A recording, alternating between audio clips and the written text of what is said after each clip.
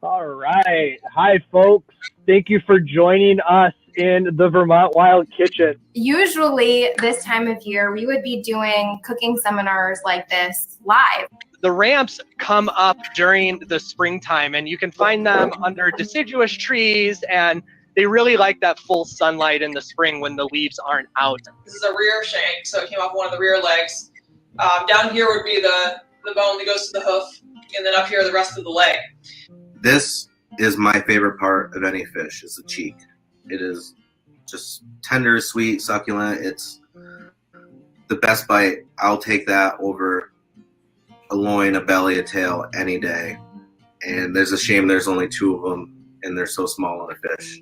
Here's an example. There is this really beautiful brick red mushroom with this really gorgeous gloss and white all along the edge. What we're really trying to do here is just bring you into our kitchens and show you just how easy and just how delicious it can be to not only cook with wild ingredients, but also pair those up with the farm fresh ingredients that can be found throughout Vermont. All right. Welcome, everybody. Thank you for joining us for the Vermont Wild Kitchen. We got snow on the ground, and we have a great episode planned for you to really dive in and cozy on up to some delicious treats.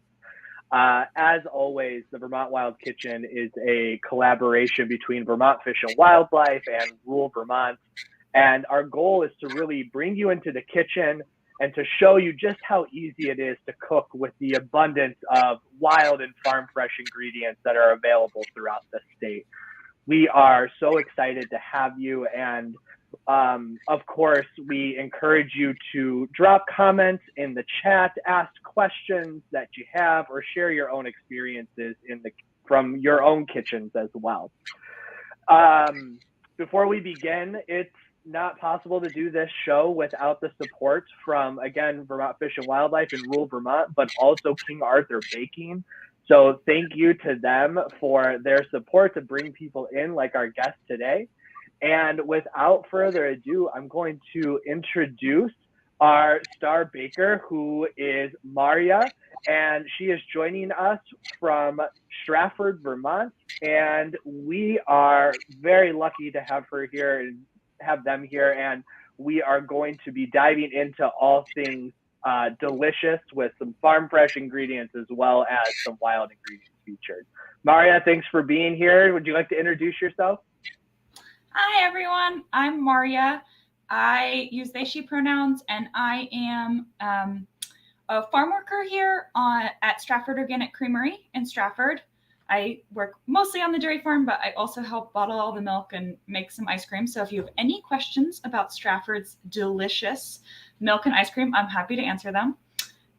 In my side second business, I grow and dry wild flowers, and I make arrangements, and you can find me through Wood Frog Flowers. I sell at the Norwich Farmers Market, and you can find me on Instagram and Facebook at Wood Frog Flowers. And starting next year, I will be selling veggies at the Norwich and Lebanon Farmers Market through a Scutney Harvest. So look for me there. I love it. I'm a rural Vermont board member. I love rural Vermont, and in my spare time, I spend a lot of time making cookies, often bequeathed to my coworkers, but some during the holiday season, I bake 12 different types of cookies and I mail them to all my friends and family. So if you have any questions about what types of cookies mail best and how to ship cookies easily, I'm also happy to answer questions on that. I think the only question is, how do you get on that mailing list for cookies to be delivered to your door? You have to know me for at least 2 years because it's and submit an application and get that pending. Okay.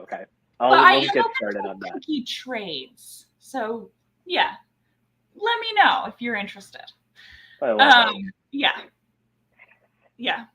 So my plan for tonight, I have 3 different sweets and treats recipes for us all.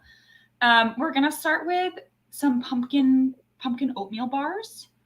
And then we're going to do some, which uses the local ingredient of sugar pumpkins, but you can also use a buttercup squash or, any sort of sweet squash that you would mash up just like a pumpkin. It works totally the same. And then we're going to make some applesauce cookies. They are like really spicy and a little bit chocolatey, which is great for a wintry day. And we'll finish off with some cider caramels, which are my absolute favorite cool local ingredient, which is called boiled cider.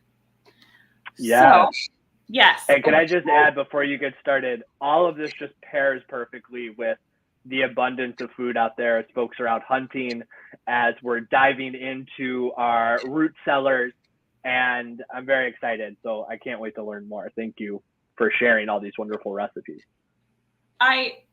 If we're talking about deer season, the oatmeal pumpkin bars are like an ideal packet in your pocket snack for like when you're sitting in the morning, because you can eat a couple of them without feeling sick. Like they're not too sweet. They're sweet, but they can also work as a breakfast or a dessert food.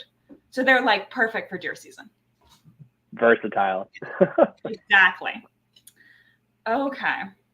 If there aren't any questions, I'll get started on this first recipe. Yeah, I will.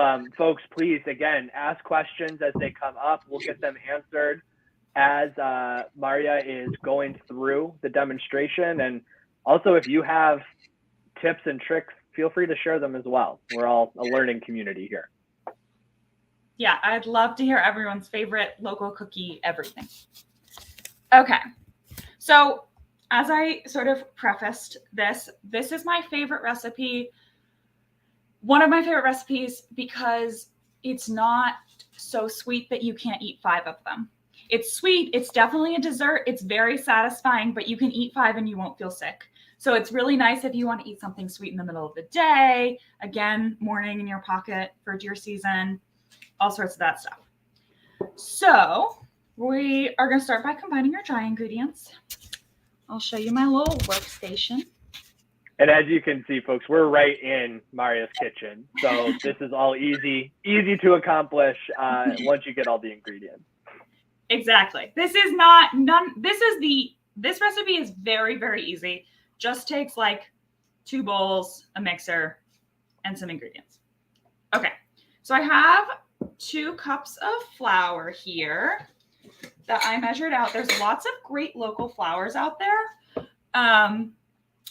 King Arthur is a local company. They do, some local milling. They're super great employers. They're employee owned, all that good stuff. You can also find Champlain Milling Company. And there's another one. If you go to your local cookbook section, there's a beautiful amount of local flours out there, which is really awesome and nice to take advantage of while you're cooking.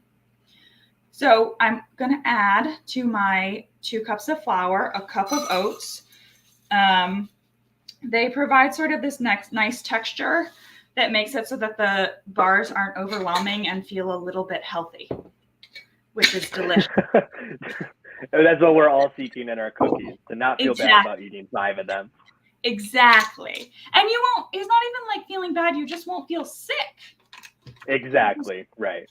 Yeah. So then I'm going to add a teaspoon of baking soda. I do not have a local source for my baking soda. I don't think if anybody has that, please drop that in the chat. I have to find a local source for baking soda as well.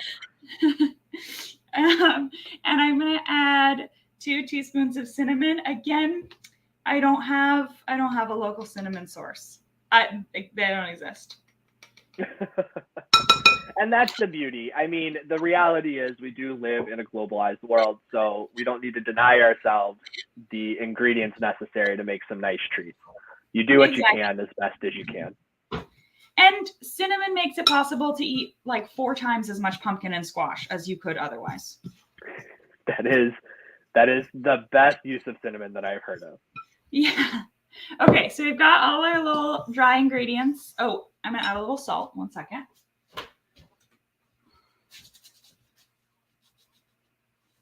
Okay, so we've got all our dry ingredients mixed here. And then we're gonna cream 3/4 cup of butter with, I have in here a cup of brown sugar and 1/2 cup of regular sugar. Again, I don't have a great local sugar source. It's hard to bake with maple sugar on a lot of things because you end up with a weird, like, different texture in my experience. Like if you take, maple syrup and you make sugar out of it, it works quite well for things like crisp toppings, or like granola, where you're not baking.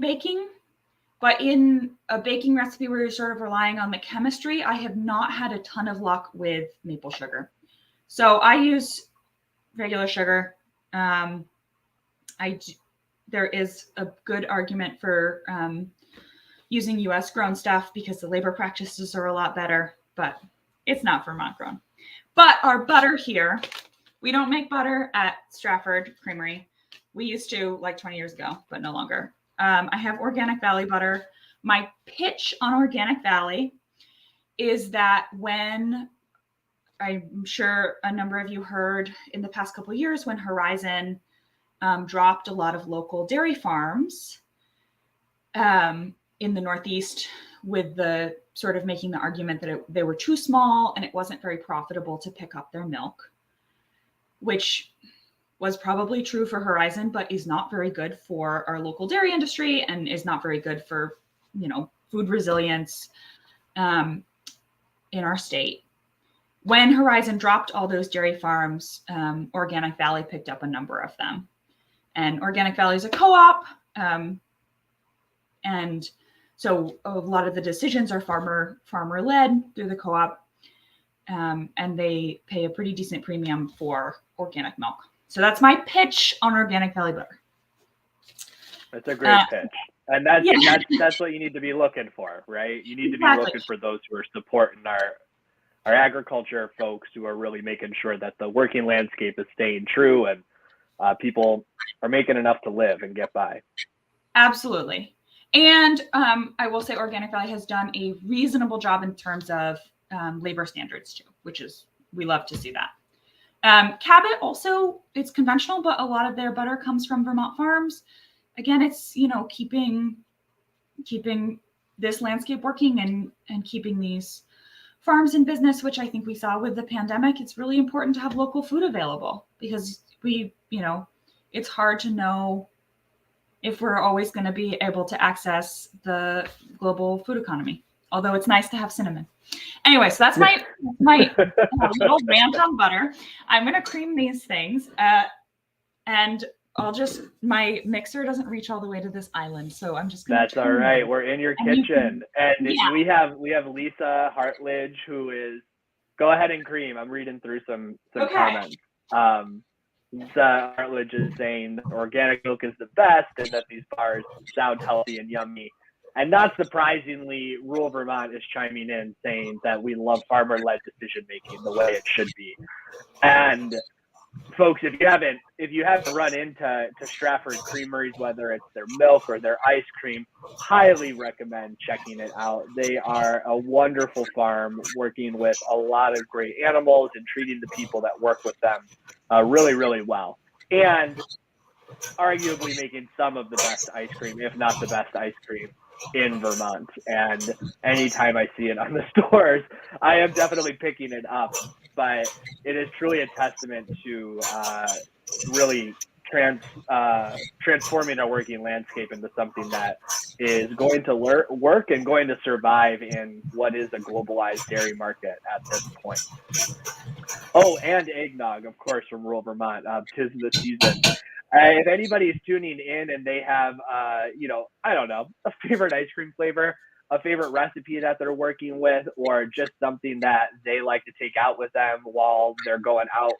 It is rifle season right now. It's about to be ice fishing season and small game and all of that. What are you putting in your pockets? What are you baking up in your kitchen to accompany those type of yummy meals that are coming in? And we're back with the cream sugar. Okay, we've got some cream, butter, and sugar. I'm going to add an egg. Eggs are very fun and easy to find locally, which is great. I get mine from my neighbor. I'm going to add an egg. I have a cup of mashed pumpkin here. You can totally use mashed squash, like a buttercup. How I prepare it is you cut it in half. And if you have questions about how to cut a sugar pumpkin or a buttercup in half, listen to today's Vermont edition, which was on VPR, which was all about, I don't know if you heard this, Shane. I didn't get to tune in, but I heard it was all about baking, right? It was all about Yes, cookies. so it was all about pies for Thanksgiving. But someone called in with a question like, how do you cut your sugar pumpkin in half without cutting your fingers off? And then I think 4 people called in with separate tips about how to best cut your sugar pumpkin in half. So if you have questions about how to do that, check out today's Vermont edition. But I cut Marya, do we have a? Oh, sorry. We just have a quick question. Andy Wood is asking, does Marya Master of Cookies have tips for making oatmeal raisin cookies that don't flatten into nothing? I'm sure it's similar for anything using oatmeal. So I would say, I think it's less about the oatmeal and I think it's more about what else you're putting in there. Because the oatmeal sort of acting like, I think it's less about the oatmeal specifically. And treat the oatmeal like you would any sort of chunk, so like chocolate chip cookies have chunks of chocolate chips. Oatmeal raisin cookies have raisins, but also oats. And so when you've got those little chunks that aren't binding the cookie together, I think you have to make the stuff that binds the cookie together, eggs, flour, butter, sugar, etc. You have to make those do more work. So I think you have a couple options. One is you could try adding just an extra egg to the batter as a leavening agent. I would say your other option is decrease the amount of oats. So you have sort of more binding, congealing stuff relative to the amount of oats you have. I think maybe your other option is like add maybe a half cup of something like applesauce or mashed squash or pumpkin, something that's going to sort of add moisture and structure to that dough. Those are my 3 thoughts. Trying to get some structure. And yeah. I know we're in your kitchen. Is there a way to maybe tip your computer up a little bit so we can also see your face and the ingredients? There we go. Just a little bit of each. That's perfect. Yeah, how's that? That's better. We are past Halloween season, so we don't need the floating, the body without the head. Absolutely. Okay, so I've got sugar, butter, egg, mashed squash, and vanilla in here, and I'm going to mix it up again. Awesome. Sound good? Yeah. Okay. I'm retreating from the corner. Yeah, I just dropped the link to the Vermont Edition episode from today in the chat. And as Marya was saying, a great episode. Vermont Edition is doing an awesome job. There was also a great episode yesterday around hunting and how to get out there and get involved. And I would highly recommend you all check out the information at Vermont Fish and Wildlife as well, because they are doing an amazing job at making sure that people find hunting accessible, especially if you're like me and are what I would call an adult onset hunter. Lots of programming, lots of great classes for people to tune into, and a pretty big focus on food too, which is what brought me into the whole entire culture of hunting. And again, please drop comments, drop suggestions, drop stories, give the video a like or some hearts as well, and share it out to your friends and family, as we get into the cookie baking as well. Recipe seems so easy, Marya. Like you have been able to juggle answering all the questions, and it almost looks like the dough is ready. Yeah, so I just, while you were telling everyone about the Vermont Edition episode on deer season, which is super cool, and I love to hear about like making hunting more accessible to folks. I think that's really important, and it's such a nice piece, like way of having a relationship with the land that has been, I don't know, like made hard for a lot of people, and made inaccessible. So I also appreciated that Vermont Edition episode. But while you were telling everyone about that, I stirred up the pumpkin egg vanilla with the creamed butter and sugar, and then I added our dry ingredients, and I poured in a half cup of chocolate chips. You can also do raisins. I think it would also be delicious with dried cranberries. I really like the pumpkin chocolate combination. I think it's just a winning combination that is often underrated. And then I'm going to It truly is. It truly, yeah, it's just, there's something about it. I don't know, it works really well. Like pumpkin bread with chocolate chips, these pumpkin bars with chocolate chips, fantastic. And then I've got my little floured and buttered 9x13 pan, and I'm just gonna, it's a pretty stiff dough. It's not like, it's not gonna pour out, but I'm gonna smush it into this pan and smush it out into an even layer.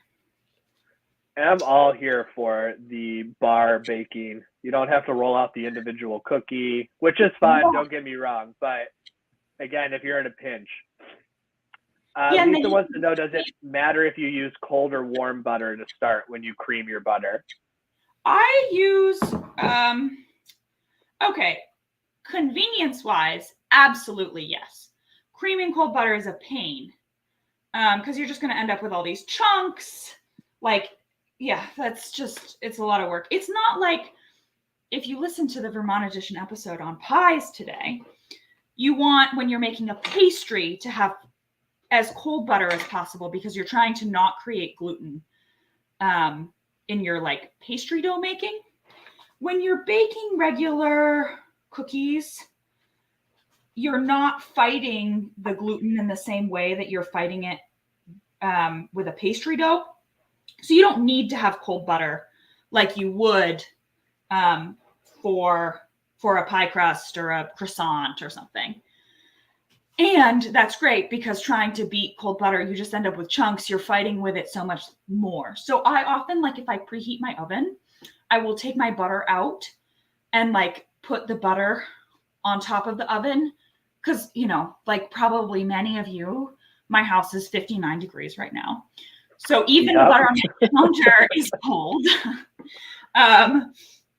So I will just put it like on the top of the oven. So that then as the oven heats up, the butter gets a little bit warmer and it's a lot easier to cream in with the sugar. You don't want it to be melted, but if it's soft or warm, that's way easier. Nice. Thank you for the tip. I also found recently, if you are doing pastry baking or biscuits, I've started using my cheese grater to grate frozen butter as an addition, and a little bit of work, but I found it worked pretty well to keep the butter ice cold and really just fold it into that flour. I actually look forward to trying this tip next week when I make a pie. Oh, you. Well, if you grate your fingers, I am not liable. I don't. Okay, I won't blame you. Okay, I'm gonna stick this in the oven for 25 minutes. Awesome. And what's the oven set at? So I have my oven preheated to 350. The thing I learned actually from Samin Nasrat, who wrote Salt, Fat, Acid, Heat. She's the New York Times cook, and she wrote this great recipe book, is that your oven temperature is actually super inaccurate in most people's ovens. And so when you set your oven to a temperature, you're really just looking for broad strokes. Like, is it super low, like in the 200s, or is it medium in the 300s, or is it super high, 400 or 500? Most baking happens in the 300 range. So I have it set to 350, but it actually doesn't really matter because I'm going to look at it at 20 minutes, and if it's done, it's done. And if it's not, I'll leave it in for another 5 minutes. Does that make sense? Yeah, absolutely. Yeah. And it's just going with the flow. I mean, that's how the kitchen is supposed to be anyway. Exactly. Okay, so our next one we're going to make, which is also a 350-degree oven recipe, which is another reason I chose it. It's all the same temperature, is some chocolate applesauce cookies. These are like, you know, when you go to like a good general store and you get those like big, super chewy cookies wrapped in saran wrap? Yes. So this is sort of like that. They're very big cookies. They're moist. They're really richly spiced. And the applesauce gives it a very nice texture and sort of like rounds out the spices quite well. So that's my pitch for these cookies. Very satisfying. They don't ship super well, so they're all for you. That's even better because it is super difficult for me to share the cookies anyway. So if I can have an excuse to not, I am A-okay with it. And yeah. I think the other added bonus is using apples. Of course, you can use them from your backyard. You can use them that you found wildly while you were out foraging, or you could pick them up from one of the great many orchards throughout Vermont that are really doing an awesome job. It's actually one of our highest produced agriculture products in the state. Didn't know that. Might be surprising to some folks to think about. That is fascinating. I didn't know that. So far I have added 2.5 cups of flour, a teaspoon of baking soda, and a little bit of salt. And then we're going to add a bunch of spices. My 2 cents about recipes and spices. This is not a local tip. This is just my baking tips.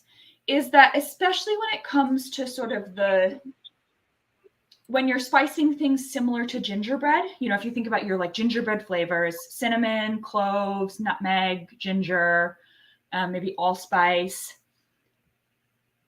If you have a new recipe, bake that recipe one time with like the way that they tell you to do the spices. And then the second time you bake it, you can totally change the spices.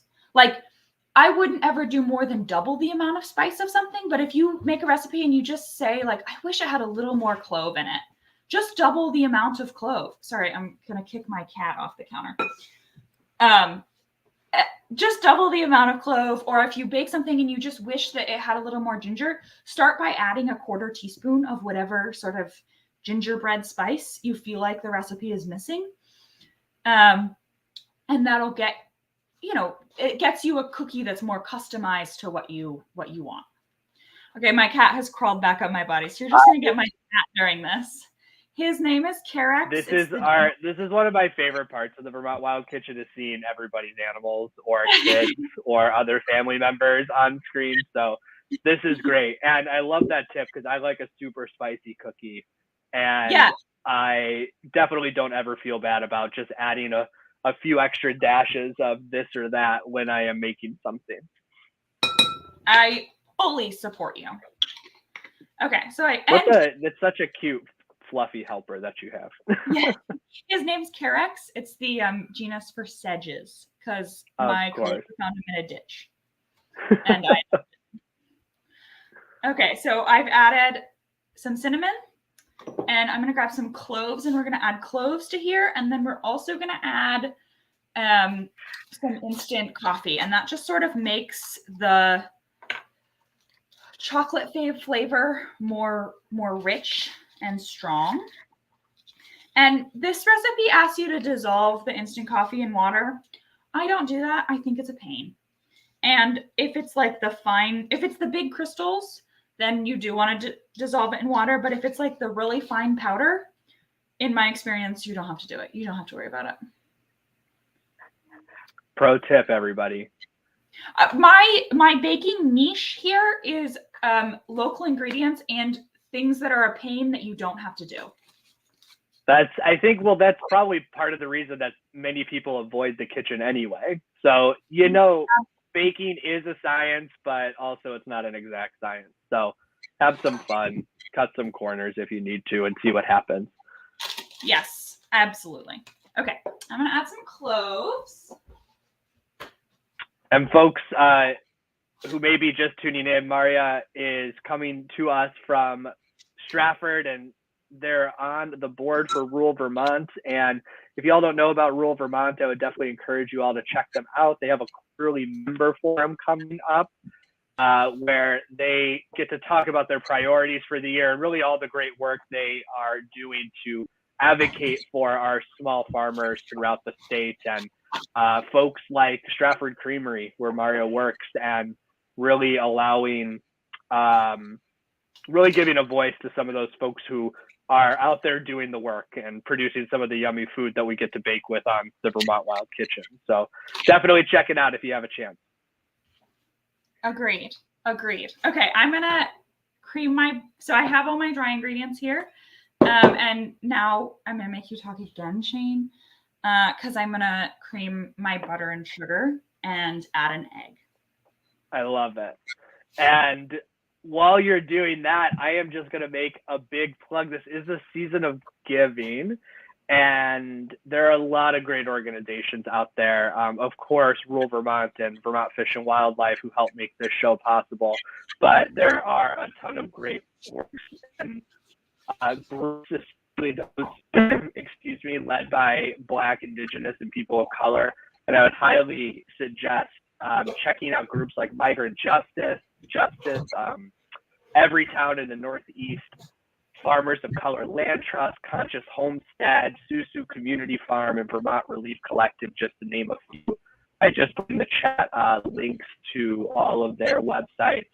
They are doing really amazing work to connect folks back to the land, really enter into a regenerative relationship with the land while producing food for people in the community. And I know they could use all of the support that people can give and throw their way. So while you are thinking about the holiday seasons, if you celebrate, definitely keep them in mind and continue supporting a lot of the great work that is only possible because folks are putting themselves out there and really questioning the status quo and making it happen. And as you can see, for the Vermont Wild Kitchen, we're right in people's homes, right? So you can see the magnets on the fridge and the cups on the shelves and the cupboards. And the show is really about celebrating what food is available here in Vermont and how easy it is to cook with. So if you all have any of your own tips or tricks, feel free to drop them into the chat. I definitely feel like I am on a PBS type of infomercial right now, but for only all good things. Not that public broadcast isn't a good thing, but now that you're back with your creamed butter and sugar, what's next? Okay, so I've added I cream my butter and sugar with an egg. And I've got my dry ingredients. Now I'm going to add a cup of applesauce. I made this applesauce with some local apples from Bert's Orchard in Cabot. They are, I think, closed for the season. But you should go there. If you're near Cabot, you should go there next year because they have the best apple cider donuts I have ever had in my life. I think those are fighting words for many people throughout Vermont, but I am willing to fight over these. I have brought many people and said these are the best ones, and they have all agreed with me. So strong words, but it's worth it. And they have a really great selection of sort of common and heirloom apples, both cooking, baking, and fresh eating. They just have a great selection. And just fantastic cider donuts. Just fantastic. So I made some applesauce from their apples. I'm happy to talk through my process of making applesauce with folks if they have questions about that. It's super easy. It's super easy to can, and it lasts quite a while in your fridge. So it is nice to just like make a huge batch in the fall, and then you can always have applesauce for breakfast. And it's very easy. Are you adding anything to the applesauce when you're about to go can it? Is it acidic enough to boil it off? And it's acidic enough to can. I don't add anything. I don't add any sugar even because the apples are usually sweet enough. No, I just can it. And I don't know off the top of my head what the canning time is, but the nice thing about the internet is now you get to just Google these things. You don't have to like have it all written down. But yeah, it's an easy thing to can because you don't have to do anything extra. Awesome. Okay. And some nice vibrancy come the winter time when you're in the throes of snow and cold and darkness. Yeah, it tastes like, not winter. It tastes cozy, but also not depressing. Warmed applesauce over ice cream is delicious. That's coming in from Lisa. That sounds fantastic. I have never tried that, but I will be trying that tonight. We made cinnamon ice cream last week, so I think it will pair quite well with applesauce. Oh, and if you haven't had Stratford Creamery cinnamon ice cream, you are missing out, folks. It's pretty good if I say so myself. Okay, so I added applesauce and also some cocoa powder. I'm going to mix this together and then add the dry ingredients. I'm sorry to make you talk again, Shane. Please. Why do you think I help organize and create this? Why do you sign because up? I just love filling time as folks are baking and cooking. Fun with y'all are looking at apples. I just went and pressed some actually, I think last weekend or the weekend before. But a fun thing to do is you can make your own apple cider vinegar super easily. And it literally just involves taking fresh apple cider, putting it into an open crock and putting a lid on it and letting all those natural sugars ferment and bubble and boil. And it creates this little SCOBY mother on top, and you continue to let that sit and let that fresh cider turn into apple cider vinegar. Or if you want to put a little bit sooner, you can also get some nice wildly fermented alcoholic cider too, if that is your taste of life. But like I was saying, there are a ton of fun things coming up here in Vermont with the winter time. I know, considering how dark it is outside my window, that oftentimes it maybe doesn't feel like that, but I would encourage you again to check out what Vermont Fish and Wildlife is putting out there. There's going to be ice fishing clinics starting once everything freezes over, and I just put the link in the chat to learn more. And just lots of great things that are happening as we kind of get a chance to slow down and bundle up and really enjoy a different season in this wonderful landscape. That sounds great. Okay, so I've mixed my dry ingredients in. I really wish you guys could smell this. The combination of cloves, applesauce, and cocoa powder has really good. It smells so much like fall. It smells really good. So I'm very excited to put these in the oven and have them continue to smell more. I am breaking up some walnuts to put in. It just adds a little nice texture. I think you could definitely use pecans if you're more of a pecan person. But I am adding walnuts because I think they're delicious. You can sometimes find black walnuts that people harvest locally at farmers markets. They do have a little bit of a stronger tannin taste, but if you're looking for a cool foraged product, they're really, it's cool to be oh, we have a local nut and you can eat it. You can also find butternuts if you're walking around the woods, but I will say they are hard as hell to break open after you dry them. So good luck with the cracking. And if you all have tips on how to crack butternuts that I maybe don't know, I would love to hear that too, because that was a very long, arduous process through a few years ago. What does a butternut taste like? It tastes like a walnut.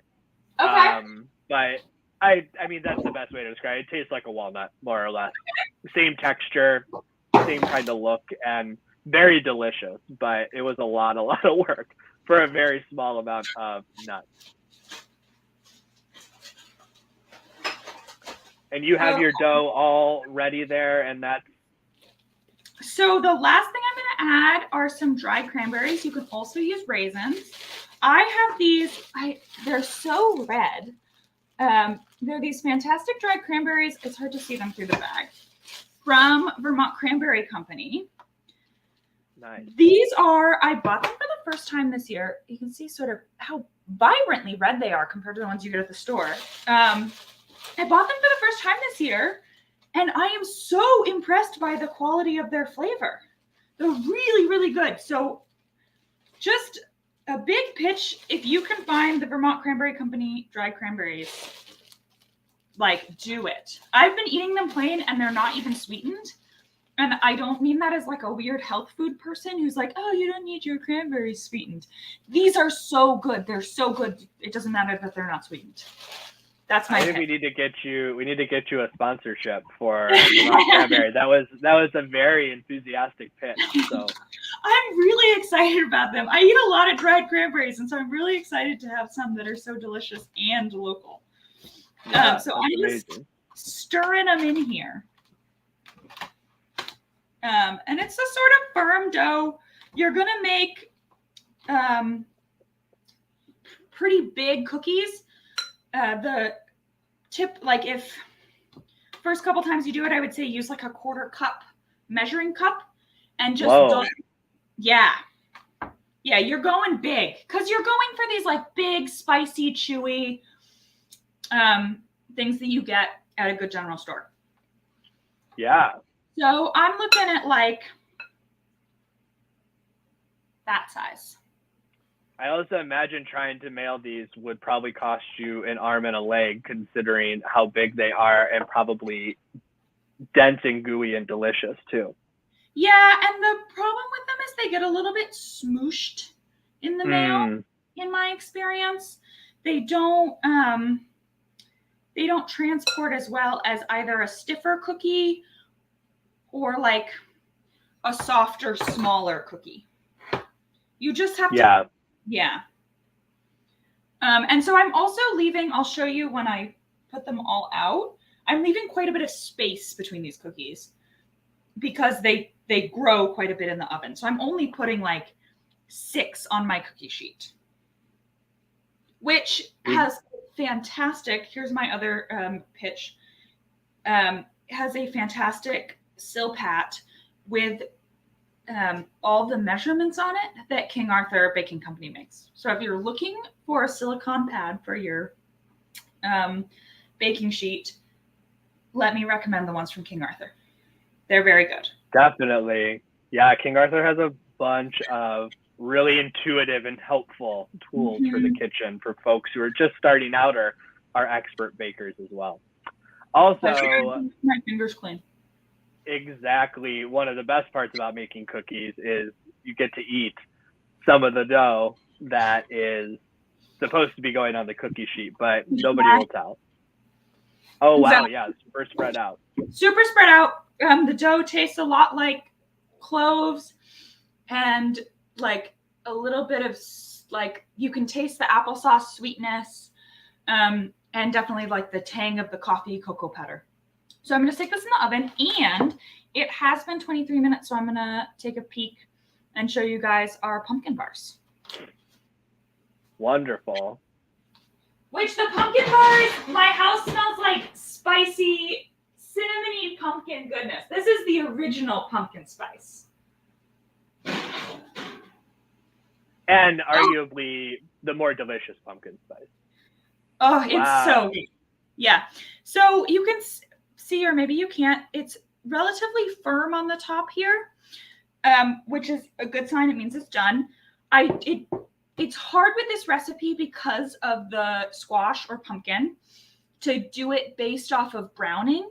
You know, a lot of recipes will say like when the cookies are golden brown. the squash or pumpkin makes it orangey brown already. So I do it based off of the firm texture on top, not hard firm, but just can you tell that the top is no longer liquidy. And if you're cautious, you can also put a toothpick in, and if there's no crumbs on the toothpick, you're good to go. Wonderful. So just like kind of baking brownies or cake or what have you. All the same tips and like tricks. when you're baking brownies, because you can't, tell the color of the brownies. Okay, so I'm going to put this aside. I'll cut it open in a little bit when it's all warm and show you the inside. And our last recipe, which I'm very excited about, and I think is the coolest recipe, is apple cider caramels. And I guess I should say, does anyone have any questions about the recipes I've shown you that you, want resolved before I move on? No questions yet, but folks, feel free to drop them in. I'm very excited about this because on our show outline, Marya wrote very explicitly how neat she believes that boiled cider is. So this is going to be a labor of love, I well imagine. Yes. Well, the labor behind the boiled cider has already been done by someone else, and I will tell you all about it. I'm very pro boiled cider. So basically, boiled cider is, if you think of cider like sap, boiled cider is like maple syrup. And the people I actually buy my boiled cider from make it in their evaporator pan in the fall. So you take, your fresh. Never thought of doing that, but that's really smart. I mean, so you can also make boiled cider in your kitchen. A really easy way to do it is to put it in a crock pot and let it go for 12 hours in the same way that you might make apple butter out of applesauce.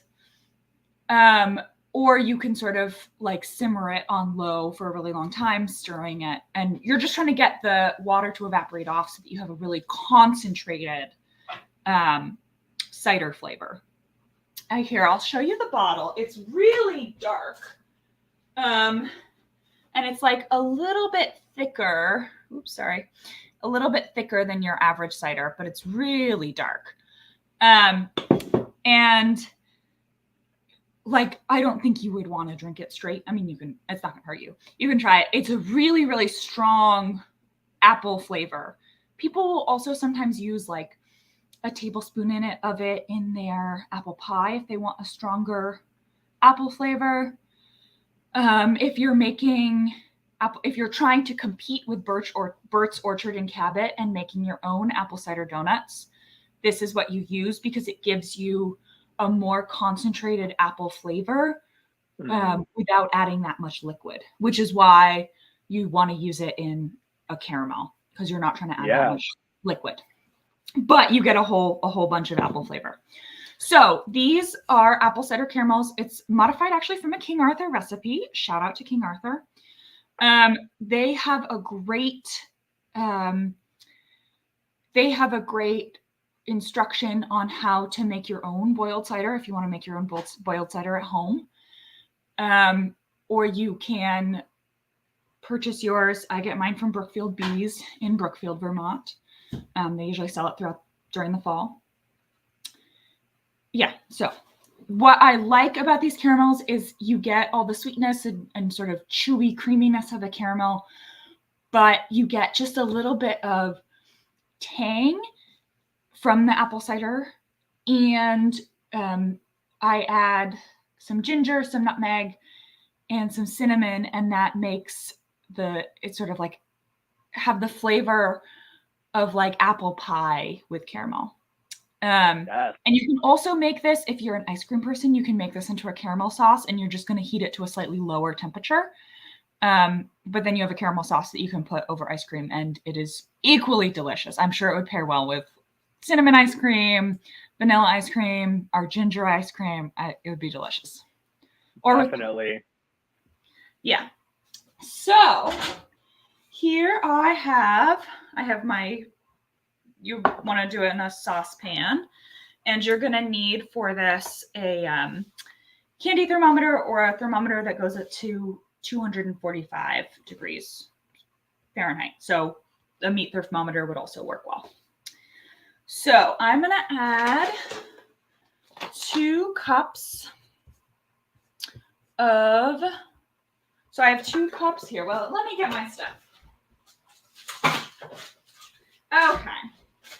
So in a saucepan, I'm going to have 2 cups of cream. Right now I have Organic Valley cream. We do at Stratford sometimes bottle whipping cream, and it is delicious. We may be bottling it in a couple weeks, so check your store shelves when we do. In the meantime, I have Organic Valley. So you're going to do 2 cups of heavy cream and a cup of corn syrup. The corn syrup is my worst ingredient in this project. It is Caro corn syrup from probably some very bad farm. But you have to use corn syrup because otherwise the texture gets really weird. You can't use maple syrup. You can't use sugar. You really do have to use corn syrup in a lot of these candy making recipes in order to make the recipe work. And I'm sorry to say it, but you do. Again, that's just, it is what it is, right? There's no such thing as perfection at this point. And your cat seems to be okay with it as well. So that's a good sign of a good sign. Yeah, there's no such thing as perfection. And the way to create change in our food systems is not through individual actions, but through systemic changes. Absolutely. So here I have corn syrup. You do have to use corn syrup. And then I'm going to add 2 cups of sugar. Lots of different sweeteners going into this one because they are candy. And then I'm going to add 6 tablespoons of butter. So this is a caramel that uses both butter and cream. Some caramels just use butter, some just use cream. This one uses both. And then I'm going to add a 1/2 cup of boiled cider, which is super thick, super dark, and is really going to give the caramels this really excellent tangy flavor. So that's going to be delicious. That's honestly one of my biggest gripes about caramel, which I don't have many, but like, where's the tang in it? And it sounds like this is really going to infuse that in there. Another common theme of tonight is the perk of the cider caramels is, again, you can eat a couple of them because they've got that tang to them. You don't have to just stop at one. You can have multiple. Yeah, and you don't even have to make an excuse that you accidentally didn't send them to people, because you just don't even have to tell them that you made them, because they're still for you. Okay, so I'm just going to put this on the oven, and you heat it up without stirring. It's very easy. You heat it up to 245 without stirring, and it just sits there and gets warm and gets ready to go. So I have it with my candy thermometer on the stove, just getting ready. So my experience with caramel is abysmal, to say the least. And what are some tips to make sure that, I mean, you're not either overheating it, or like, what are you looking out for in your caramel when you put it on the oven or the stovetop when you're heating it up? So a couple thoughts. One is, I think, okay. If you're having issues with it burning, I would say heat it over a lower heat. I think that there is because in theory, the caramel shouldn't burn before it gets to the temperature that the recipe calls for, right? And, there's no recipe that would be designed where you get your caramel up to some temperature that's unsuitable for it. I think if you're having burning issues, you are either using too high of a heat so that the bottom gets hotter than the rest of it, before the heat sort of diffuse.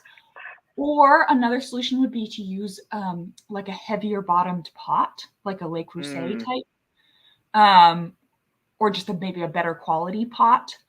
because that will again sort of diffuse the heat throughout the caramel better, and not just have, you know, the heat from the flame concentrated on the bottom of your pan.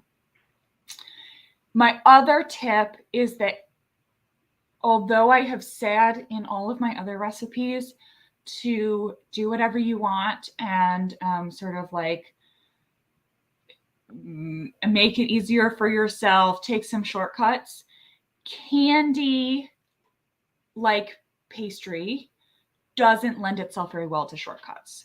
So especially the first couple times you make a recipe, I would be a stickler about it and really make yourself follow the recipe.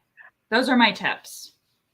Those are great tips. And I know, you know, while the caramel on your stove is heating up, we have a little interlude to go to. Do you want to introduce it, or would you like me to tee it up? I'm happy to introduce it.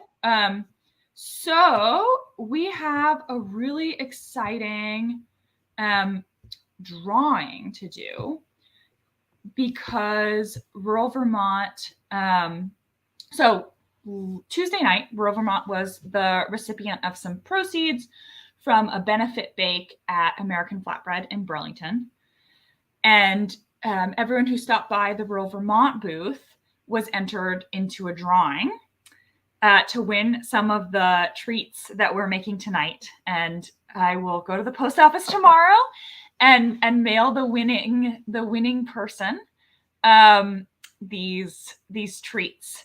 So as sort of like an exciting little engagement activity, we're gonna draw the lucky person who's gonna get some sweets delivered to them.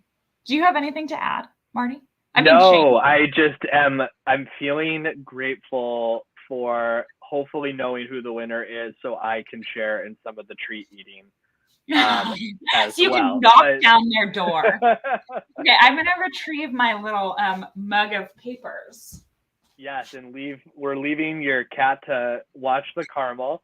But folks, again, this is the season to make sure that we're supporting these great organizations and the work that is taking place throughout the state. So if you have an opportunity, jump onto Rural Vermont's website, give them a look over, maybe make a donation, and they're always open to answering questions, especially folks on their board like Marya or a wonderful staff who really make that work happen on the ground. Yeah, if you have any questions about Rural Vermont's work, our priorities, any of the stuff we're working on for the upcoming legislative biennium, I am happy to answer them or direct you to the person on the Rural Vermont staff who would answer them best. And before you draw, I will say Rural Vermont does do some really cool workshops too. So if you are looking for an on-farm slaughter and processing workshop, there's one taking place in Bennington in December. And a lot of those workshops, similar skills to if you're going to be lucky enough to bag a deer this year, or if you're hunting waterfowl, anything along those lines. But without further ado, let's make the drawing happen. Okay, I've got my little mug of names.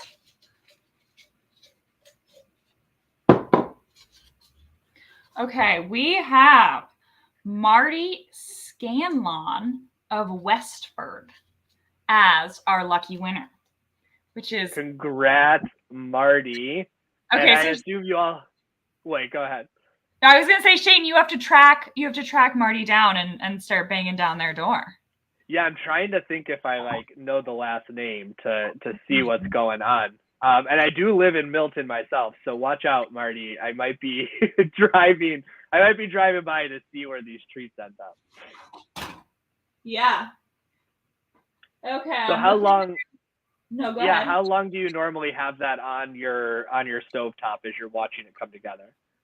It takes like a good 10 minutes. It takes a while to get up to temperature. Again, because you want to... Okay, cat is not allowed on the computer. Again, because you really want to not, I put it on a medium heat, not a high heat, because I don't want to burn the bottom, and I want to let it, heat up without burning one section. And you will sort of notice it's like the last 10 degrees takes forever. Mm-hmm. But in this time, so once it gets hot enough, what we're going to do is we're going to pour it into this pan that I lightly greased it, and I added some parchment paper. So it'll be easy to take out. And then it's going to sit for 12 hours or so before it's ready to cut. But I made a bunch earlier this week so that for promotional materials, and I have some left over that I forced myself to not eat. So I'll show you guys how best to roll them and package them. These are something that if you're looking to mail a really unique and delicious treat that is very easy to make to some friends, these are a super easy thing to mail because they're small, but they like pack a good punch. And they're small, really easy to mail. So I'm going to grab my old ones and then I'll show you. Wonderful. I feel like it's very similar to boiling maple, perhaps, where always it's the last 10 degrees. It takes forever, but still in a blink of an eye, it may change on you. So you want to keep a vigilant eye. Yeah, it's exactly like that. Okay, I am going to cut off my head for this because I really want to show you my hands. Yeah. Okay, so I'm going to unwrap the ones I already wrapped. Just to,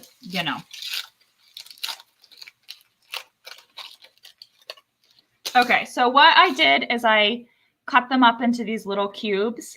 They don't have to be perfect. It's a homemade delicious treat. But they are in cubes, and depending on the temperature of your house and the temperature that you heat the caramel up to, so 245 is going to give you a softer caramel. 248 is going to give you a firmer caramel. And I think it's like 226 if you want to make yourself caramel sauce. You may need a quite heavy-duty chef's knife to cut through the caramel, especially if you have a house that when you wake up in the morning to do this is like 52 degrees. So definitely. Yeah, so you're going to have this big pan and you're going to take your chef's knife and cut it into cubes. And then what I do is I take some parchment paper, which I've cut into these strips. You want it to be long enough to wrap around the caramel a couple times, but not so long that it's going to wrap around like 5 times. Because, you want it to cover the whole surface so that nothing's sticky. But if you go too long, it becomes, in my experience, much harder to twist the ends and make it neat and cute looking. So this sort of like ratio of caramel to paper is good. You're looking for the Goldilocks size for your parchment paper. And you want some distance on the edge because that's where you're going to make your little rolls. And parchment paper, I think wax paper would also work well. I would not use regular paper. You want something that's going to peel away from the sticky caramel. So then I roll it up into this nice little tube. And then you're going to twist the ends. And this one's ugly, but that's okay. And then you end up with this. And beautiful. So I have these, and they make a lovely gift. They're very easy to package. If you're like making them in advance for the holidays, you can freeze them. They freeze quite well. So you can make them and freeze them for, Christmas time gifts, etc. I love that. Yeah. Well, I know you got some caramel on the stovetop. You got some cookies I'm looking in at our the oven. temperature. What are we at now? Here, I have to scrape off I have to be able to see my thing. So give me a hot second. Not too hot. We don't want to go above 245. Yeah, so we're going for 245 to 248, sort of depending on what your preferred caramel texture is. There is no wrong answer. Okay, we're up to 220. So if you wanted caramel sauce, this is where I would stop. Nice. And you can put it in a jar. And just, if you're not going to use it after a couple of days, I would refrigerate it. But the caramels themselves, the ones you take up to 245, you can keep for many weeks without refrigerating. And I use the too small of a size pot. So even though the recipe says you don't have to stir it, I will be stirring this so that I don't destroy the surface of my stove while we chat. Yeah. Well, Marya, I just want to say thank you for this past hour and 5 minutes. Again, for bringing us into your kitchen and really showcasing just how easy it can be and how much fun it can be to really cook up some really wonderful, delicious treats that are featuring some of the wonderful ingredients here that can be found in Vermont. We had the oat pumpkin bars, the applesauce cookies, and now the boiled cider caramels. And what I would love for folks to do is please check out Marya's Instagram, the Wood Frog Flowers, correct? I want to make sure I'm saying that correctly. Perfect. And go give them a follow there. And for folks who are cooking up anything for the next upcoming season, feel free to share it with us, whether that's on Instagram or on Facebook, and show us what you are making. So, folks, again, thank you for joining us in the Vermont Wild Kitchen, and congratulations to Marty. And we have some interesting new things coming up for 2023. We're going to be hitting the road and really taking the Vermont Wild Kitchen into communities. So keep a lookout for what that looks like, and we'll also be live streaming those events too. And with that, Mark, did you want to add anything before we sign off for the evening?